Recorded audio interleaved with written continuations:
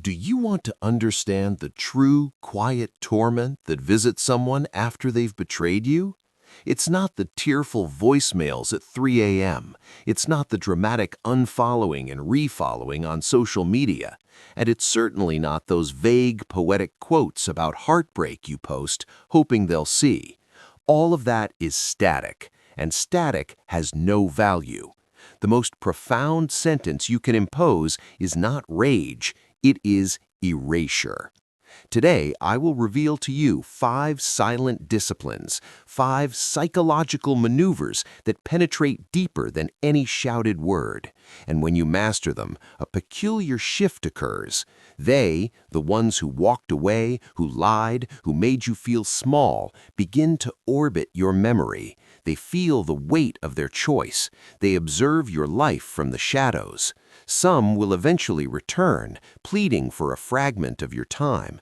But here is the ultimate victory. When they finally arrive, broken and asking, and they will, you may discover you have no space for them. Forget the gentle, forgiving advice that saturates the air. This is the protocol of the formidable. This is applied philosophy. Let's begin. Habit 1. Treat them like a historical footnote. When someone injures you, their ego is braced for a performance. They anticipate devastation. They await chaos. They expect your world to crumble. Why? Because both extremes, pleading affection and burning fury, transmit the same core signal. You still influence my inner state. You still hold the keys. Deny them that confirmation. Instead, administer the treatment of historical insignificance. After the breach, you display no heat, no chill. You become neutral. If you happen to cross paths, you offer a minor polite acknowledgement, a slight smile perhaps, and then continue your trajectory. No lingering warmth, no halted steps, no need for closure talks, no loaded glances. You are civil, but detached as stone. This single behavior fractures their perception into fragments. Why? Because it generates a profound vacuum within their self-importance. The internal monologue starts, "Hold on, do I register as 0 now? Last week I was their son. Why am I a ghost today? Was my role filled that effortlessly?" In the Principles of Mental Mastery, we learn the power of the definite chief aim. You redirect all your focus and energy toward your primary purpose. You demote them from a central character to a mere footnote in your story's appendix. You uninstall them from the core system of your life, the way you would remove obsolete software. They are not a villain. They are not a muse. They are data. And remember this, passion is not love's opposite. Apathy is. When you treat them as atmosphere, you are broadcasting, "Your visa to my psyche has expired." While they unravel, questioning why you aren't in ruins, you are operating from a place of profound stillness. There is immense power in this posture. But be warned, many will fail at this very first gate. You will mimic detachment while secretly refreshing their profile. Do not do this. Real authority isn't in the act they witness. Real authority is in the life you build when they are permanently off stage. And that leads us directly to the second habit. This one alters the landscape forever. Habit 2. Construct your empire. You prosper in their absence. Now they are absent. The platform is clear. This is the precise moment when genuine remorse begins to seed within them. While they picture you alone, dimmed and defeated, you execute the exact opposite. Upgrade your mastermind alliance. Connect with new individuals, superior individuals, people of ambition, integrity, and vision. People who resonate with your frequency, who champion the future you are architecting. Visit new environments, acquire new competencies, and most critically, let your authentic satisfaction radiate. Not the curated, filtered version for social media, but the genuine article. I speak of real fulfillment, the kind evident in unposed moments, in the ease of your posture, in the openness of your laughter among those who truly see your worth. This devastates them internally. Visualize them covertly scanning your digital space, and believe me, they will. They anticipated dirge. They expect emptiness. Instead, they discover you illuminated, surrounded by formidable souls, and their psyche unleashes a torrent. Who is this new circle? Why does their bond seem so solid? Why does she seem elevated now that I'm gone? Here arrives the most piercing blade to their ego. They comprehend they could have had a seat at this table. They held a VIP pass to your renaissance, and they incinerated it. They witness others valuing you as a prize, and the truth strikes them. They were the fool who discarded a masterpiece. Envy intertwined with regret is a corrosive compound. Every image of your progress, every milestone you share, becomes another dose of that compound, seeping into their awareness. You demonstrate a brutal, beautiful fact. They were the obstruction, not the path. You never required them to compose a magnificent life. You only needed their exit so a grander narrative could begin. As the Stoics taught, and as Napoleon Hill emphasized in the principle of applied faith, you must move with unwavering belief towards your aim. Do not shrink from what is behind. Advance so swiftly toward a light so brilliant that the shadows of your past cannot hope to follow. Habit 3. Master all reaction. Your stillness neutralizes their tactics. This is the most demanding discipline and the most potent. I term it becoming the monolith.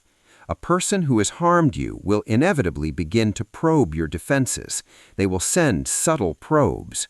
They will share melancholic music lyrics. They will post ambiguous, cozy images with a new person designed to trigger you. They will whisper narratives to shared acquaintances. They will employ every trivial play in the manual for one objective, your reaction. Habit 3 is succinct. Do not engage. They attempt to provoke, you remain unresponsive. They attempt to induce jealousy, you do not blink. They circulate half-truths, you adjust your focus and continue your mission. This is the philosophical art of strategic omission. Epictetus taught that we are disturbed not by events, but by our judgments about them. When you react, you hand them the controller to your emotional console. They press anger, they score. They press hurt, they win. But when you stand as an immovable monolith against their tides, they experience psychological vertigo. Your indifference becomes a silent torment to a manipulator. They crave evidence of your pain. They need to verify they still hold weight. When their actions deflect off you like hail against a fortified roof, their strategy implodes. They will escalate. They will send a casual "thinking of you" text. They will dredge up old, tender memories. But you remain constant, composed, distant, unshaken, as if they are background noise you've learned to tune out. The message you transmit is devastating. You can no longer manufacture my joy. You can no longer engineer my sorrow. You have zero jurisdiction here. The realization that they are utterly powerless over your spirit shatters their self-concept. They don't merely lose your presence, they lose all influence, and that is total, irrevocable defeat. At this juncture, you have secured 80% of the victory, but the final 20% determines whether you are truly operating from a zenith of strength or merely performing it. There exists one fatal snare, a snare most tumble into when seeking retribution, and that snare is housed in your speech. The next habit draws the boundary between the amateur and the sovereign. Habit 4. The dignity of the high road. No gossip, no justification, no payback. This habit sounds irrational in an era of public takedowns, yet it is the secret instrument of the mental strategist. When others inquire, when they ask about the one who caused the wound, you do not demolish their character. You do not itemize their failures. You do not play the role of the wounded martyr. Instead, you offer one composed, razor-edged, and final statement. Our paths diverged. I'm now committed to my North Star. And you cease. Why adopt this? Why not scorch their reputation for temporary relief? Because silence is sovereignty. The person who injured you anticipates a war in the mud.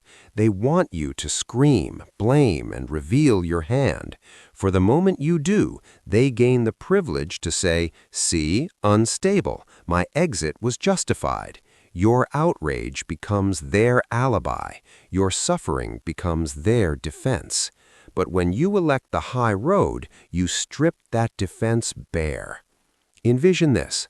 A mutual connection returns to them and says, "I spoke with your former partner. They didn't utter a single negative word, just said they're focused on their climb." That statement impacts them like a silent shockwave.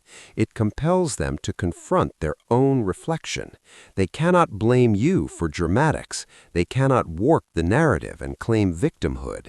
They are left alone with their own conscience in a silent chamber with no distraction from the truth. And abruptly, they begin to wonder, I acted poorly, yet they safeguarded my name. They remained poised, respectful, above the fray. Your dignity highlights their deficiency. Your grace underscores their pettiness. Your calm demonstrates to the world unequivocally who possessed the superior character all along. Your network will notice you are the one with substance. You are the one who evolved. You are the asset they were reckless enough to discard. Never descend to the altitude of someone who diminished you. Ascend to the clear air where your silent integrity resonates louder than any retaliation ever could. Habit 5. The private amnesty. Forgive to seize your own throne. Here it is, the final component, the most potent habit of a genuinely liberated spirit. Deep within your private citadel, quietly and absolutely, grant them amnesty. Wait, do not dismiss this. Listen. You do not forgive them because they merit it. They may never merit it. You do not forgive them because they apologized. They may never apologize. You forgive them for your sovereignty. Philosophical wisdom and Hill's principle of positive mental attitude converge here. Harboring resentment is akin to swallowing a toxin and waiting for the other to fall ill. As long as you bind yourself to bitterness, you remain tethered to them. The chains of grievance are often heavier than the chains of affection. They still influence your sleep, your focus, your peace. Sever the chain. Release it, like setting a weight adrift in a vast ocean. But here is the critical, non-negotiable component. Never announce this amnesty to them. Do not send a "I forgive you" text. Do not arrange a meeting for cathartic release. No, you forgive silently, and you advance. Why maintain the secret? Because that is the ultimate form of reclaiming your power.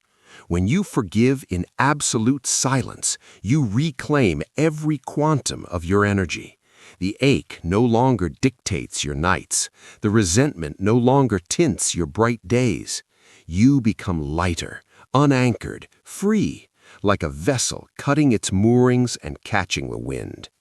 And they will sense this metamorphosis. Energy does not deceive.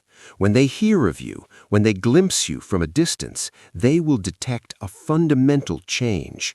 You no longer bear the gravity of the shared past. You are luminous. You are at peace. That unsettles them more than any hostility could. It signifies you didn't just move on, you transcended. Not partially mended, not pretending to be okay, but finished, completely. They realize they cannot apologize their way back into your story. They cannot repair it. They cannot alter the outcome. You have processed that emotional transaction and archived it permanently. That is when the most profound regret crystallizes in their marrow. They think, I injured someone possessing the depth to forgive me silently, and now I am permanently exiled from their universe. They have ascended beyond my horizon. Your silent amnesty is a gift to your own spirit, but it becomes the most significant loss of their existence. Conclusion: the path of sovereign rebirth. Look closely. Our blueprint is not a map for petty vengeance. It is the architecture of personal renaissance. When you treat them as a historical footnote, you honor your present. When you construct your empire, you honor your future. When you master all reaction, you honor your emotional sovereignty. When you choose the high road, you honor your innate dignity. And when you grant private amnesty, you liberate your eternal soul. Stop investing another moment strategizing how to make them ache. The most potent form of retribution is the moment you glance backward and realize with calm clarity that they have ceased to factor into your equation at all. You have already prevailed, not because you defeated them, but because you outgrew them. If you are prepared to release the old version of yourself and step into the most potent era of your life, declare it below. I choose my ascent. And ensure you follow this channel for more on the mental code. Activate notifications. We are only at the dawn of forging unbreakable strength. Thank you for your focus. Live with intention.